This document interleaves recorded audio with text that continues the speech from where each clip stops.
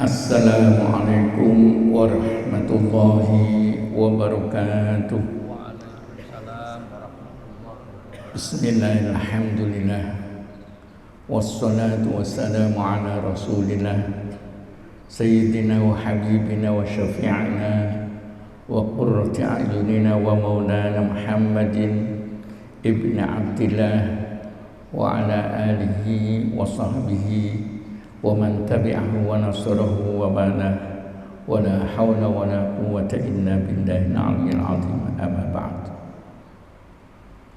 Hadirin hadirat jamaah Masjid Agung yang dimuliakan Allah, para pemirsa TV MACT dan juga para pendengar Radio Dais yang dimuliakan Allah. Alhamdulillah, pada siang hari ini kita telah memasuki hari yang ke-6 dari bulan suci Ramadan. Mudah-mudahan puasa kita bisa kita selesaikan hingga hari akhir Ramadan nanti. Allahumma amin. Para hadirin hadirat jamaah Masjid Agung yang dimuliakan Allah, pada kesempatan siang hari ini saya akan membacakan kitab Nashaihul Ibad Babus Subai, bab yang menerangkan tentang tujuh perkara atau hal. Wa fihi lan ikut tetap ing dalam bab yang 77 ini asyratu mawa'idho, ada 10 nasihat-nasihat. Khamsatu akhbarin, terdiri dari 5 hadis. Akhbar itu jamak dari khobar. Khobar itu istilah lain dari hadis. Wal baqi sisanipun asar, merupakan asar. Asar itu adalah pengantikan-pengantikan dari para sahabat. Mari kita ikuti apa saja yang ada di dalam bab Subai ini. Yang pertama adalah al-maqalatul ula, pengantikan kang kawitan yang pertama. An Abi Hurairah radhiyallahu anhu anin Nabi sallallahu alaihi wasallam, dan riwayatake saking sahabat Abu Hurairah radhiyallahu anhu anin Nabi saking kanjeng Nabi Muhammad sallallahu alaihi wasallam, sab'atu nafarin yubilluhumullahu tahta dhillihi tahta dhilli arsyihi yaumana dilla illa dhilluh yudhilluhumullahu, bakal ngaupi ing wong 7 iki mau, 7 golongan atau sab'atu nafarin, 7 golongan kang bakal ngaupi, artinya melindungi kepada 7 golongan itu sapa Allah Gusti Allah tahta dhilli arsyihi, ana ngisore aupane arsy Gusti Allah. Yauma la dhilla illa dhilluh, ing dalem dinane kang ora ana aup-aupan illa dhilluhu, kejaba aup-aupane Gusti Allah. Di dalam ungkapan hadis ini Kanjeng Nabi ngendikaake ada 7 golongan yang kelak akan mendapatkan perlindungan dari Allah Ta'ala. Jadi aup-aupan itu perlindungan, bukan kayak di depan itu ada dildun ya, payung itu juga sama artinya, bahasanya midollah atau aup-aupan. Yang dimaksudkan aup-aupan di sini adalah perlindungan dari Allah besok di hari kiamat, di saat tidak ada yang bisa melindungi kecuali perlindungan dari Allah Subhanahu wa taala. Kita tahu keadaan besok ketika manusia dibangkitkan dari kubur, kemudian dikumpulkan di mahsyar. Itu keadaan sangat-sangat menakutkan. Keadaan panas saat itu sangat panas sekali, sehingga diriwayatkan dalam sebuah hadis, pada saat itu tergantung dari amal masing-masing.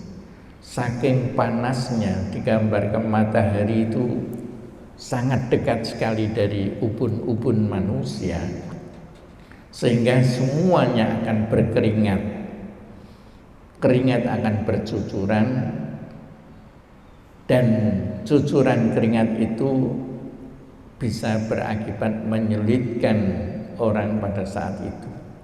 Ada yang keringatnya sampai menenggelamkan orang saat itu, ada yang sebatas leher, ada yang sebatas perut atau pusar, ada yang sebatas mata kaki, ada yang tenang-tenang saja.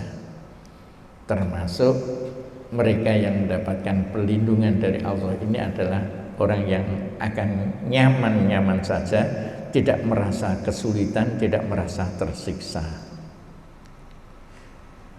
Ai tegese yahmihimullah, ngreksa menjaga ing wong pitu iku mau sapa Allah Gusti Allah fil mauqif minal makarih, di dalam tempat-tempat berdirinya mereka dari hal-hal yang tidak menyenangkan. Siapa 7 golongan yang akan dilindungi oleh Allah pada saat manusia dalam kesulitan di mahsyar nanti? Yang pertama adalah imamun adilun, imam kang adil. Siapa imam yang adil itu? Wa huwa kullu man nadhara fi syai'in min umuril muslimin minal wulat wal hukam, yaitu orang yang selalu memandang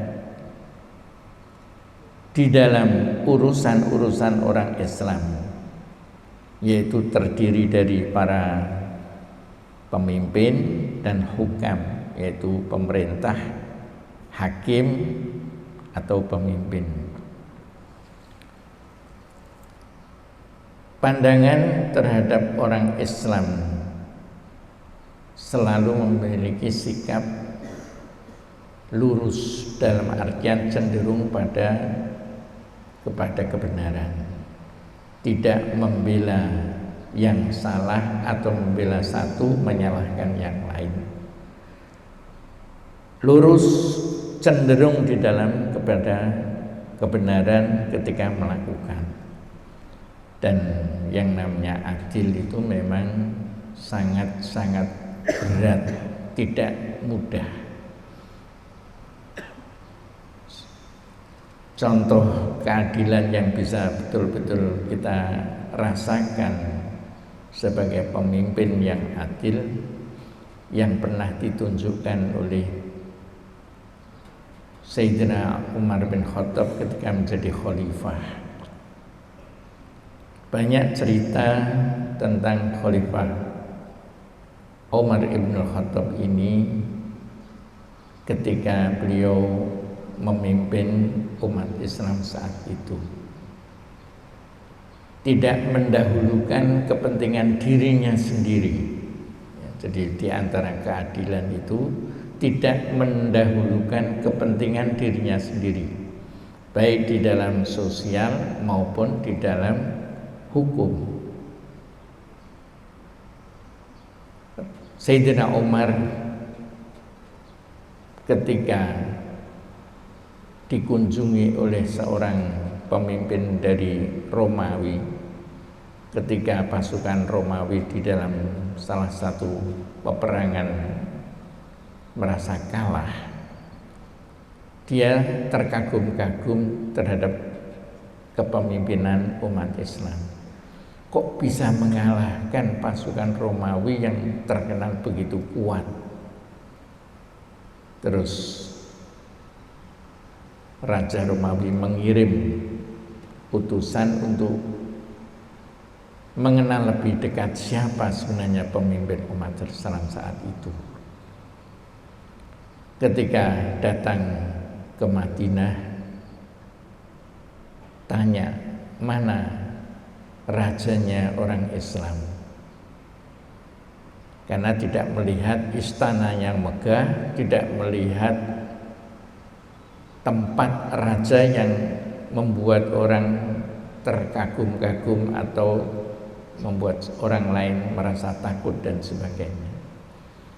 Saat itu setiap tanya kepada orang ditunjukkan, itu pemimpinnya kami, khalifahnya kami, menunjuk kepada seseorang yang sedang bersandar di bawah pohon kurma. Nah, istananya mana? Yaitu rumahnya.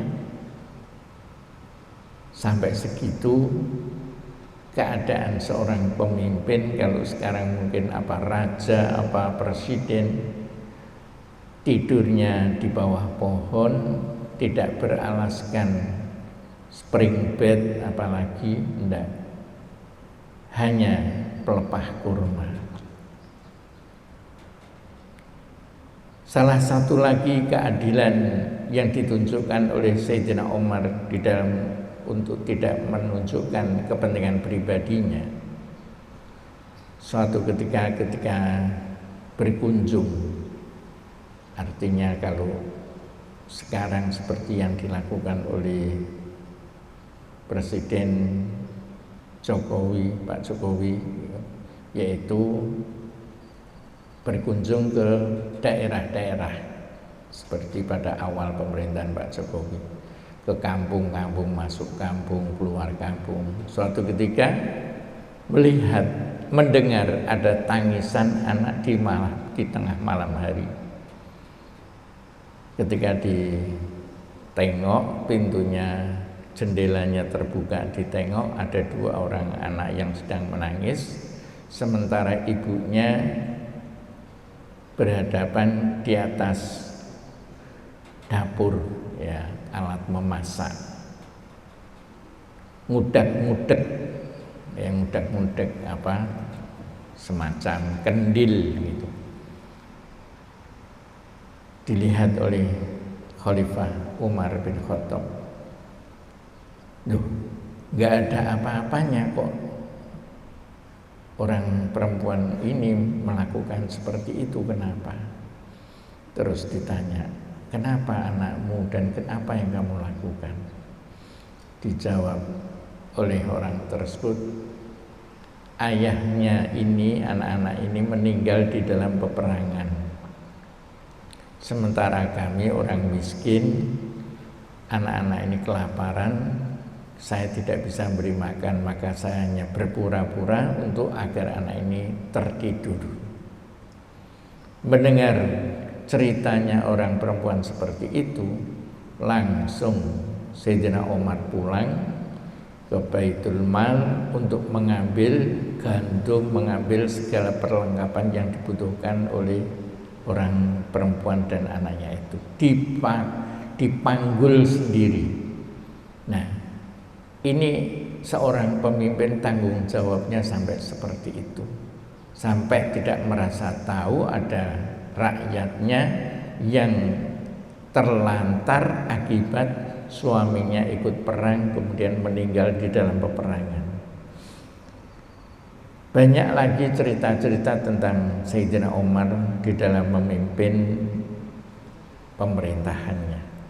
Jadi intinya, ya, bahwa keadilan itu adalah kejujuran dan kelurusan sikap di dalam mengambil hukum atau mengambil kebijakan-kebijakan. Inilah yang dinamakan imamun adilun. Yang kedua, wasyabun nasya'a fi ibadatillahi ta'ala.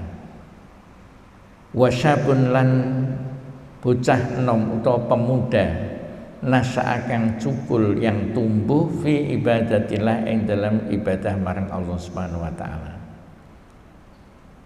Ai ibtada'a umruhu fiha, ngawiti di dalam usianya remaja di dalam beribadah. Wa mutalabbisan biha, dan selalu melaksanakan ibadah.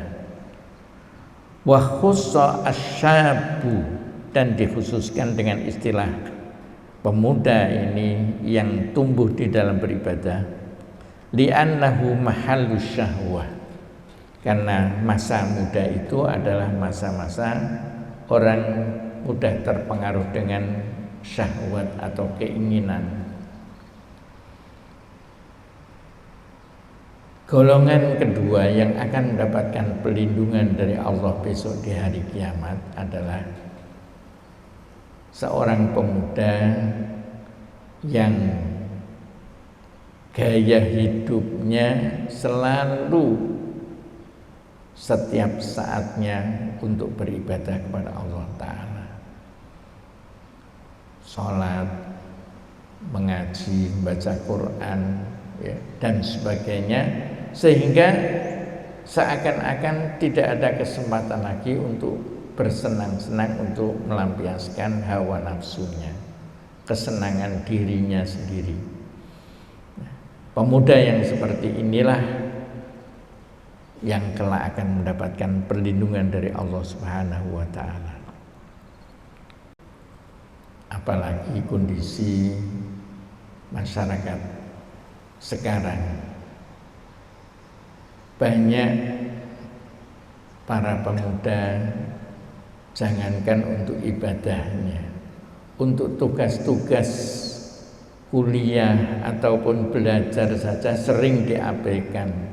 Mereka lebih bersenang-senang bermain dengan alat HP-nya atau gadgetnya atau mainan-mainannya, sehingga tidak begitu peduli lagi dengan ibadah kepada Allah Subhanahu wa taala. Tidak peduli lagi waktu untuk belajar, untuk beribadah dan sebagainya. Jadi yang kedua adalah pemuda yang selalu dia memperhatikan dirinya untuk beribadah kepada Allah Ta'ala.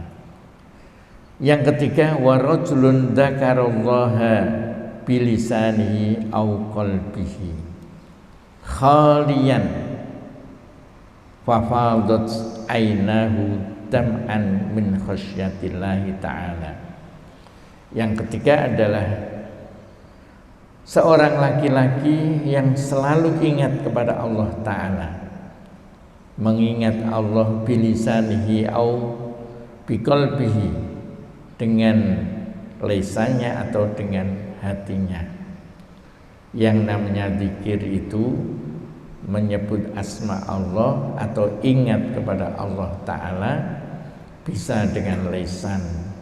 Makanya ada tuntunan di dalam ajaran thariqah itu zikir jahar atau zikir sir. Zikir jahar itu diucapkan dengan lisan, zikir sir hanya di dalam hati. Orang yang selalu ingat kepada Allah khalian, dalam keadaan sunyi, menyendiri, ya, minanas jauh dari manusia, au minal iltifati siwallah, atau memperhatikan selain Allah Ta'ala. Jangankan untuk bermain-main, apalagi jalan-jalan ke mall, ya. Dia mencari tempat yang sunyi, yang sepi, hanya ingin supaya bermunajat, supaya zikir kepada Allah Subhanahu wa ta'ala. Orang yang golongan ketiga adalah seseorang yang selalu ingat kepada Allah. Kadang-kadang di antara pemuda itu ada perasaan sinis ketika temannya yang sesama muda memegang tasbih. Memang tasbih itu bukan alat zikir saja. Tasbih juga bisa menjadi alat hitung. Tetapi tasbih sudah menjadi identitas untuk orang Islam sebagai alat untuk berzikir. Orang yang suka memegang tasbih kadang-kadang lebih sering bisa mengendalikan dirinya melakukan maksiat, lebih suka untuk ingat kepada Allah dan menjauhi perbuatan-perbuatan maksiat. Nah, di sini kok ada seorang pemuda yang selalu ingat kepada Allah, dan ingatnya kepada Allah bukan semata-mata ingat kepada keagungan Allah, kekuasaan Allah, kebesaran Allah, bukan. Kadang-kadang juga ingat atas dosa-dosanya seandainya nanti Allah akan menyiksanya. Ketika dia teringat bahwa di akhirat nanti Allah akan memberikan balasan, bagi yang berbuat baik akan diberikan balasan surga, bagi yang tidak baik akan diberi balasan neraka. Orang tersebut lalu fafadat ainahu, kedua matanya mengalirkan dam'an, air mata. Kenapa mengalir air mata? Min khasyatillah, krono saking wedi marang Allah subhanahu wa ta'ala. Jadi kehidupan seseorang yang selalu diiringi dengan introspeksi, karena manusia itu kita ini pada hakikatnya, pada galibnya, pada kebiasaannya, apalagi posisi sebagai anak muda, pasti banyak melakukan kesalahan. Makanya Rasulullah SAW di dalam salah satu hadisnya juga mengatakan, kullu bani adama khatta'un, semua anak manusia itu banyak salahnya, banyak dosanya. Wa khairul khatta'in at-tawwabun, dan sebaik-baiknya orang yang melakukan dosa atau orang yang salah adalah at-tawwabun, orang yang sering bertaubat. Bagaimana kok bisa dikatakan sering bertaubat? Ya karena kesalahan manusia itu lebih banyak kadang-kadang daripada berbuat baiknya. Sampai Rasulullah SAW sendiri mengatakan di dalam salah satu hadisnya atau sabdanya, ayyuhan nas tubu ilallahi wastaghfiruh fa inni atubu ilaihi fil yaumi aksar min sab'ina marratan, au di dalam riwayat yang lain mi'ata marrah. Wahai manusia, tubu, bertaubatlah kalian kepada Allah dan memohon ampun kepada Allah. Fa inni, maka sesungguhnya aku bertaubat dan beristighfar, mohon ampunan kepada Allah di dalam setiap hari lebih dari 70 kali. Di dalam riwayat yang lain 100 kali. Kalau Rasulullah yang tidak pernah melakukan dosa memberi contoh kepada kita bertaubat atau memohon ampun kepada Allah di dalam sehari lebih dari 70 kali, atau katakan dalam riwayat yang lain 100 kali.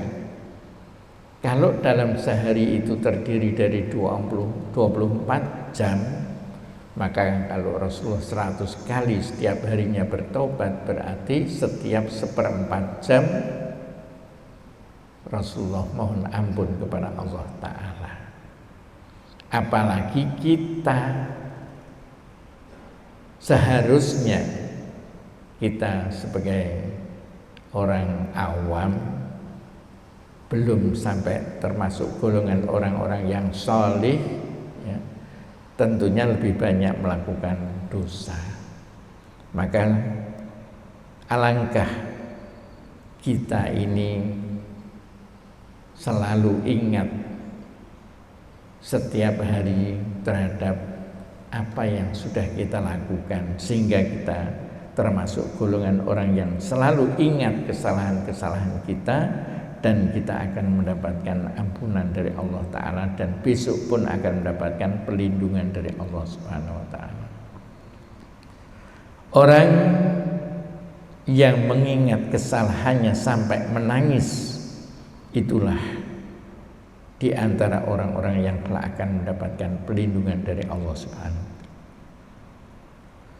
Yang kelima, wa rajulun qalbuhu muta'alliqun bil masajid atau bil masjid idza kharaja hatta ya'uda ilaihi.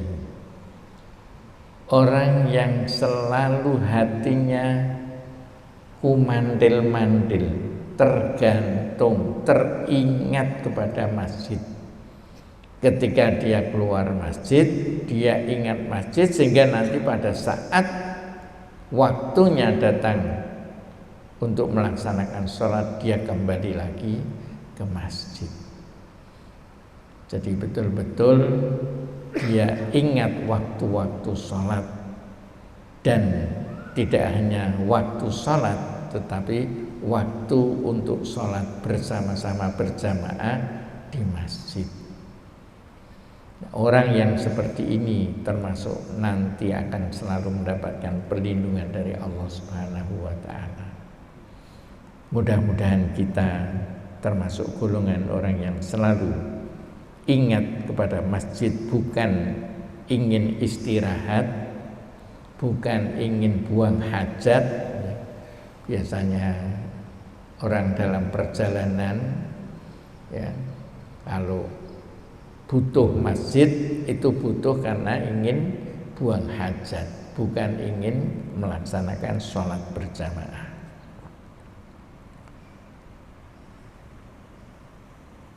Hatta ya'uda ilaihi.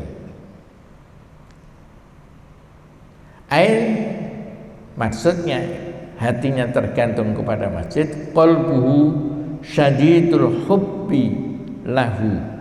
Hatinya sangat-sangat cinta, senang kepada masjid. Wal mulazamah, dan selalu konsisten li jama'atin fihi, untuk berjamaah sholat di masjid tersebut. Yang keenam, wa rajulun tasaddaqa bi shadaqatin fa akhfaha falam ta'lam shimaluhu ma sana'at yaminuhu.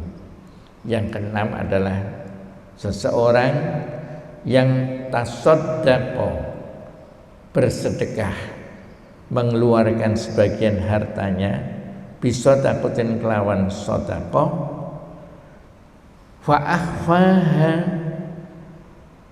falam ta'lam shimaluhu ma sona'at yaminu, sehingga seakan-akan tangan kirinya tidak tahu apa yang dilakukan oleh tangan kanannya. Jadi ketika seseorang bersedekah, itu betul-betul dirahasiakan. Dirinya sendiri, pengertian tangan kirinya sampai tidak tahu, artinya dirinya sendiri sampai seakan-akan tidak tahu kalau dia sedang bersedekah. Beda kadang-kadang dengan fenomena sekarang, orang bersedekah minta diumumkan, apa di mass media atau di speaker dan sebagainya. Orang yang bersedekah karena dirahasiakan ini sebenarnya kadang-kadang merasa hina. Dia tidak punya apa-apa. Apa yang kita miliki pada hakikatnya itu adalah miliknya Allah Subhanahu wa Ta'ala. Kalau toh kita gunakan untuk bersedekah, bukan berarti kita bersedekah dengan milik kita, milik Allah. Kita gunakan untuk kepentingan Allah sendiri. Kepentingan Allah itu siapa? Bukan siapa-siapa kecuali untuk menegakkan agama Allah, untuk syiar agama, untuk membantu orang lain. Ya. Orang yang sama-sama hamba Allah, tapi kondisinya berbeda dengan kita. Apakah sedang sakit, apakah sedang kelaparan. Pada hakikatnya itu sebenarnya Allah membantu dia, berada di samping dia. Sehingga kalau kita menjenguk orang sakit, itu sampai dikatakan menjenguk Allah. Memberi makan orang kelaparan, memberi makan Allah. Itu untuk menunjukkan apa? Hakikatnya kita ini manusia sebagai hamba Allah itu semuanya sama. Hanya saja rezeki yang diberikan Allah kepada hamba-hambanya memang berbeda-beda. Bukan karena Allah benci dengan yang lain, tidak. Karena ketika seseorang diberi rezeki yang lebih sedikit dibandingkan yang lain, ada kalanya Allah menguji apakah yang diberi sedikit itu bersabar atau tidak. Demikian juga ketika orang diberi rezeki lebih dibandingkan yang lain, Allah juga ingin menguji apakah yang bersangkutan itu bersyukur atau tidak. Oleh karena itu, ketika kita bersedekah, seakan-akan kita merasa tidak peduli dengan apa yang kita lakukan. Itulah yang namanya merahasiakan sedekah kita. Dulu waktu saya di pesantren, sampai ada teman-teman yang mengumpamakan merahasiakan sedekah itu bagaimana toh? Ya kadang-kadang dengan cerita yang agak jorok. Ya kalau kamu itu buang hajat, ya udah itu ndak eman-eman, ndak perlu dilihat-lihat lagi, sudah keluar. Kebetulan waktu saya di pesantren itu di sungai, kalau buang hajat itu plung, ya udah plung lap, udah ndak perlu dilihat-lihat apa itu tadi. Maka ketika kita mengeluarkan sedekah, ya sudah, tidak perlu kita ingat-ingat berapa tadi yang kita berikan atau apa tadi yang kita berikan, tidak. Itulah yang namanya sedekah yang dirahasiakan. Yang ketujuh ya, adalah warajulani tahabba fillah wajtama'a ala dzalika wah taroko alaihi. Yang keenam ini ya, dua orang laki-laki ya, dua orang laki-laki fajtama'a fillah tahabba, dua orang laki-laki yang saling mencintai semata-mata karena Allah. Cinta karena Allah, yaitu bukan karena harta benda. Kadang-kadang ada seseorang senang dengan orang lain karena apa? Senang ngasih rokok, senang ngasih jajan, senang ngajak jalan-jalan dan sebagainya. Sementara cinta karena Allah, ya cinta karena sama-sama ingin beribadah kepada Allah Ta'ala. Susah, ya saling menghibur. Kalau senang, ya saling berbagi dan sebagainya. Itu namanya senang karena Allah. Bukan dekat ketika ada masalah lalu pisah. Masalahnya bukan masalah agama, tapi masalahnya adalah masalah duniawiyah. Maka cinta yang seperti Seperti itu bukan cinta karena Allah. Cinta karena Allah contohnya adalah sama-sama rajin berjamaah. Saya senang dengan orang itu karena mendorong saya semangat berjamaah. Saya senang dengan orang itu, saya mendorong saya rajin belajar. Saya senang dengan orang itu karena mendorong saya makin senang bersedekah, makin senang kumpul dengan orang-orang alim, makin senang untuk silaturahmi dan sebagainya dan sebagainya. Itu namanya cinta karena Allah Ta'ala. Wajtama ala dzalika, kumpul ya karena Allah, waftarqa alaihi, dan juga pisah juga karena Allah.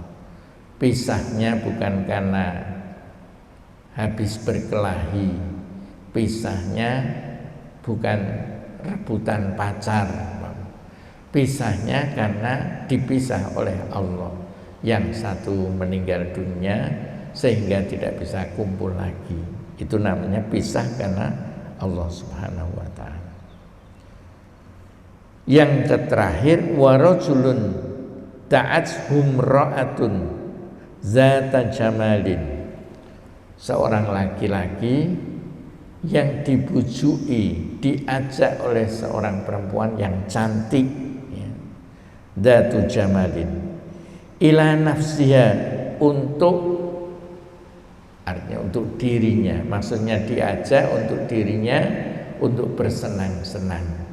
Mungkin tidak hanya sekedar pacaran saja, tetapi bahasanya lebih jauh lagi, mungkin ingin diajak melakukan perzinahan. Orang laki-laki diajak seorang perempuan cantik di tempat sunyi, di tempat sendirian untuk melakukan perbuatan maksiat. Fa'aba, lalu orang laki-laki tersebut menolak.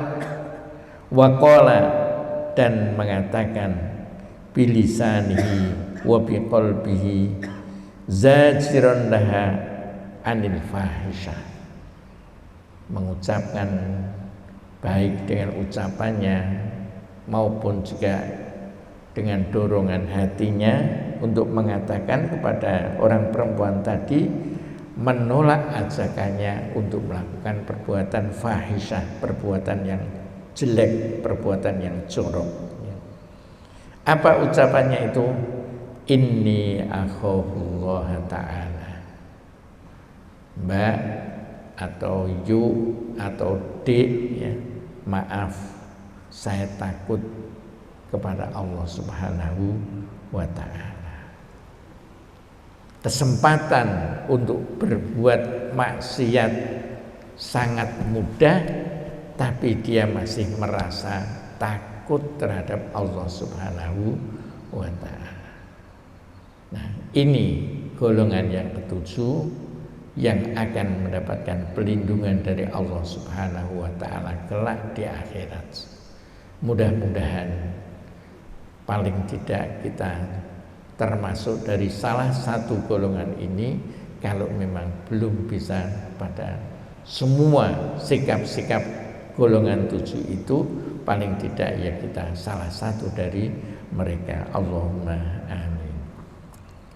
Hadirin jamaah Jum'ah rahimakumullah, jamaah Jum'ah, bukan sholat Jum'ah ini ya. Hadirin sekalian, para pemirsa TV MAJT dan radio pendengar radio Da'i, serta para hadirin hadirat kajian siang hari Ramadan di MAJT yang berbahagia dan dimuliakan Allah. Sementara satu hadis ini yang bisa saya sampaikan, mudah-mudahan di hari yang lain, besok minggu depan, kita bisa bertemu lagi untuk mengkaji hadis-hadis ataupun dari makalah-makalah para sahabat dan yang lainnya. Allahumma amin. Al-Fatihah. Iyyaka na'budu wa iyyaka nasta'in, ihdinas siratal mustaqim, siratal ladzina an'amta 'alaihim ghairil maghdubi 'alaihim waladdallin. Wallahu muwaffiq ila aqwamit thariq. Wassalamu alaikum warahmatullahi wabarakatuh. wabarakatuh.